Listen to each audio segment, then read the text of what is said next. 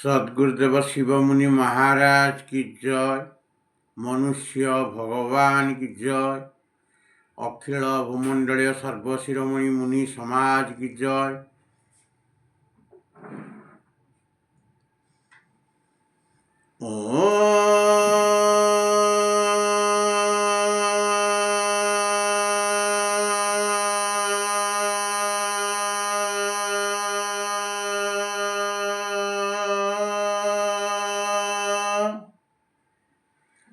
ମୁଁ ଆଜି ସର୍ବପ୍ରଥମେ ଆତ୍ମଦେବଙ୍କର ସ୍ତୁତି କରି ଆତ୍ମଜ୍ଞାନ ବିଷୟରେ କିଛି ଆଲୋଚନା କରିବାକୁ ଯାଉଛି। ତତ୍ସଙ୍ଗେ ସଙ୍ଗେ ସମସ୍ତ ମୁନି ମୁନିମତି ଓ ଜିଜ୍ଞାସୁ ଜନତା ଜନାର୍ଦ୍ଦନଙ୍କୁ ମୋର ସତ୍ପ୍ରେମ ଜୟଜୀବ। ଆଜି ଆମେ ଯୋଗର आसन विज्ञान विषय आलोचना करिबा। तेणु जोग हेउ कि कौनसी साधन हेउ, कौनसी भी काम हेउ, युद्ध हेउ कि खेल हेउ, तहिर वर्णना करिबा आगरु, ताहा बताइबा आगरु बा तहिर ज्ञान कहिबा आगरु ताहा केउं स्थिति रे बा केउं आसन रे उत्तमता पूर्वक हेब बताइबा आवश्यक। तेणु जोग साधन निमंते आसनर आवश्यकता रहिछि। कौनसी विशेष काम को करिबा निमंते जेउ स्थिति विशेष रे सुखपूर्वक स्थिर होई सुविधापूर्वक जो साधन विशेष बा कर्म विशेष करा जाए सही स्थिति बा ढंग बा पोज तहिर आसन। जोग दर्शन शास्त्र रे कुहा जाई अछि जे स्थिर सुखासन कौन सी कर्म विशेष को सुविधापूर्वक करिबा को एक विशेष ढंग रे सुखपूर्वक स्थिर होई जिबा सेही कर्म विशेषर ताहा स्थिति बा पोज बा आसन।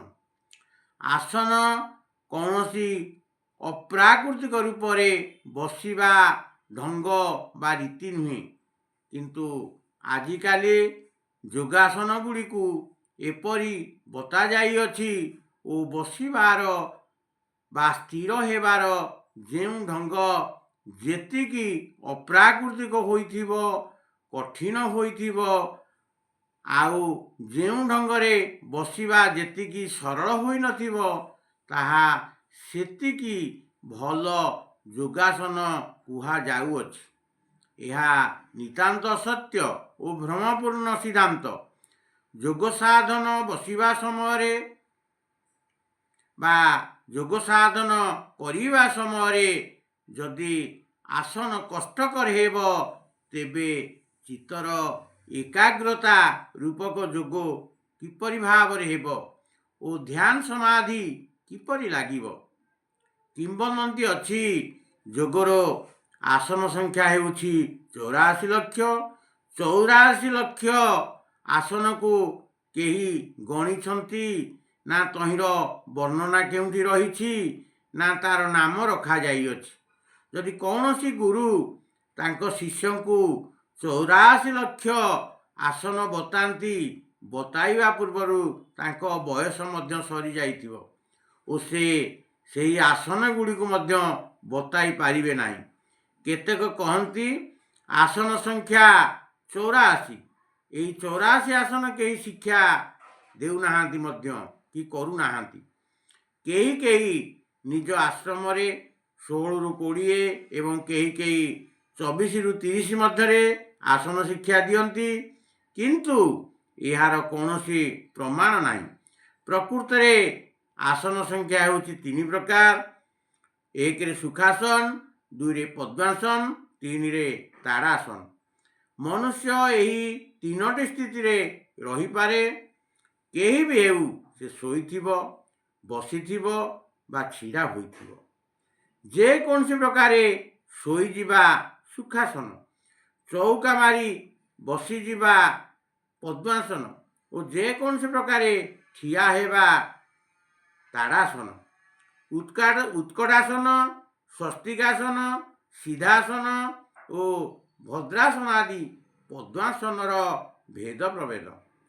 ସୁଖାସନ ଓ ତାଡ଼ାସନ ବା ଶୋଇବା ଓ ଛିଡ଼ା ହେବାର ଭେଦ ପ୍ରଭେଦ ରହିଛି, କିନ୍ତୁ ବାସ୍ତବରେ ଆସନ ହେଉଛି ତିନୋଟି।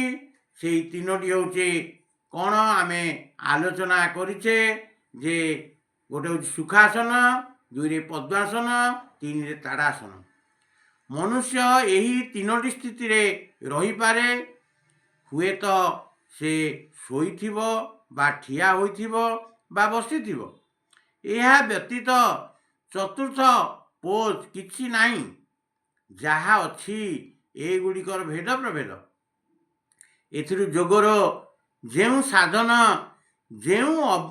ଯେଉଁ ଆସନରେ ସୁବିଧାପୂର୍ବକ କରାଯାଇପାରେ, ସେହି ସାଧନ ପାଇଁ ସେହି ଆସନ ହେଉଛି ଠିକ୍। ଯେପରି ଧ୍ୟାନ ଓ ସମାଧି ଲଗାଇବାକୁ ସୁଖାସନ ସବୁଠାରୁ ଭଲ ଆସନ।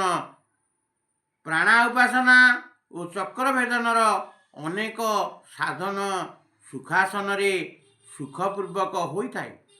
ପ୍ରଣବ ଜପ ଓ ହାତର ଚକ୍ରଗୁଡ଼ିକର ସାଧନ ପଦ୍ମାସନରେ ହୋଇଥାଏ। ସ୍ୱାଧ୍ୟାୟ ସତ୍ସଙ୍ଗ ପଦ୍ମାସନରେ ହୋଇପାରେ। ଚକ୍ରଭେଦନର କେତେକ ସାଧନ ସାଧକ ନିଜର ରୁଚି ଓ ସୁବିଧା ଅନୁସାରେ ତାଡ଼ାସନରେ ମଧ୍ୟ କରିପାରେ। ପଦ୍ମାସନ କାହାକୁ କହନ୍ତି ଆମେ ଜାଣିବା ଦରକାର। ପଦ୍ମାସନ, ପଦ୍ମ ମାନେ କମଳ। କମଳ ପତ୍ର ପୋଖରୀରେ ପ୍ରସାରି ଓ ତା ଉପରେ ନାଡ଼ରେ କମଳ ସିଧା ଠିଆ ହୋଇଥାଏ।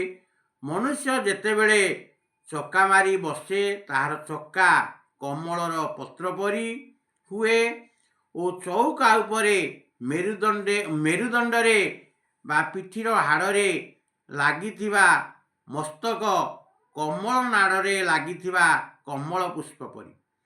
ମସ୍ତିଷ୍କରେ ଯେଉଁ କୋଷ୍ଠକ ରହିଛି, ସେଗୁଡ଼ିକ ଛୋଟ ଛୋଟ ଅସଂଖ୍ୟ କମଳ ପତ୍ର ପରି। କମଳ ଓ ତା ପତ୍ର ଯେପରି ସାଗର ବା ପୋଖରୀ ପାଣି ଉପରେ ରହିଥାଏ, ଯୋଗୀ ସଂସାର ରୂପକ ସାଗର ଉପରେ ମଧ୍ୟ ରହେ। ପୋଖରୀର ପାଣିରେ ରହିଲେ ମଧ୍ୟ କମଳ ପାଣିରୁ ନିର୍ଲିପ୍ତ ରହିଥାଏ। ଠିକ୍ ଏହିପରି ପଦ୍ମାସନରେ ରହି ସାଧନ କରୁଥିବା ଯୋଗୀ ସଂସାରରେ ବସିଥିଲେ ମଧ୍ୟ ସଂସାରରୁ ନିର୍ଲେପ ରହିଥାଏ। ଯୋଗୀ ପଦ୍ମ ପରି ଚିତ୍ତକୁ ଏକାଗ୍ର କରି ଚଉକା ମାରି ସୁଖପୂର୍ବକ ବସି ଆତ୍ମାନନ୍ଦରେ ମଗ୍ନ ହେଲେ ବସିବାର ଏହି ସ୍ଥିତି ପଦ୍ମାସନ ଅଟେ। ଉପରକୁ ମୁହଁ କରି ହାତ ଗୋଡ଼କୁ ମେଲାଇ ଶୋଇଯିବା ହେଉଛି ସୁଖାସନ। ଯେତେବେଳେ ଯୋଗୀ ଧ୍ୟାନ କରି ଆତ୍ମାନନ୍ଦରେ ମଗ୍ନ ହେବାକୁ ଚାହେଁ, ଏହି ସ୍ଥିତିରେ ରହେ, ଏହା ସୁଖାସନ। ସିଧା ଠିଆ ହେବାକୁ ତାଡ଼ାସନ କହନ୍ତି। ହାତ ଗୋଡ଼ର ଅଦଳ ବଦଳ ଯୋଗୁଁ ଏହାର ଭେଦ ପ୍ରଭେଦ ରହିଛି। ଚକ୍ରଭେଦନ ସାଧନ କେଉଁପରି ଓ କେଉଁ ଆସନରେ ହେବ ଲେଖିକରି ବତାଇବା ଅସମ୍ଭବ। ଯୋଗର ମୁଖ୍ୟ ଅଙ୍ଗ ହେଉଛି ଚକ୍ରଭେଦନ। ଏହା ଯୋଗ ଶିକ୍ଷକ ବତାଇବେ। ତେଣୁ ପ୍ରଥମେ ମୁନି ସମାଜର ସଦସ୍ୟ ହୋଇ ନିୟମ ପାଳନ କରିବାକୁ ଶପଥ ନେବାକୁ ପଡ଼ିବ। ଯୋଗକୁ ପ୍ରତ୍ୟେକ ସମ୍ପ୍ରଦାୟର ଗୃହସ୍ଥ, ବାଳକ, ବୃଦ୍ଧ ଓ ଯୁବକ ଶିକ୍ଷା କରିପାରିବେ। କେବଳ ଶ୍ରଦ୍ଧା ଓ ଇଚ୍ଛା ଥିବା ଉଚିତ। ଯୋଗ ସାଧନ ସଂସାରର ଅନ୍ୟ ସାଧନ ଠାରୁ ସରଳ, ସୁଗମ, ସୁନ୍ଦର, ସୁବୋଧ, ସୁଖଦାୟକ, ସ୍ୱାସ୍ଥ୍ୟପ୍ରଦ ଓ ଆନନ୍ଦଦାୟକ। ମୁନି ସମାଜର ଏହି ଯୋଗ ସାଧନ ଓ ଏହାର ଜ୍ଞାନ ମନୁଷ୍ୟକୁ ପ୍ରକୃତ ମୁକ୍ତି, ପ୍ରକୃତ ସ୍ୱତନ୍ତ୍ରତା ଓ ପ୍ରକୃତ ସୁଖ ଦିଏ। ତେଣୁ ଆପଣ ଏହି ଜ୍ଞାନକୁ ପାଇ ବା ଏହି ଜ୍ଞାନକୁ ଜାଣି କ'ଣ କରିବେ ଆପଣଙ୍କ ଉପରେ ନିର୍ଭର କରେ। ମୁଁ ଏତିକି କହି ମୋର ସତ୍ସଙ୍ଗକୁ ସମାପ୍ତ କରୁଛି। ସମସ୍ତଙ୍କୁ ମୋର ସତ୍ପ୍ରେମ। ଜୟ ଜୀବ, ଜୟ ଜୀବ, ଜୟ ଜୀବ।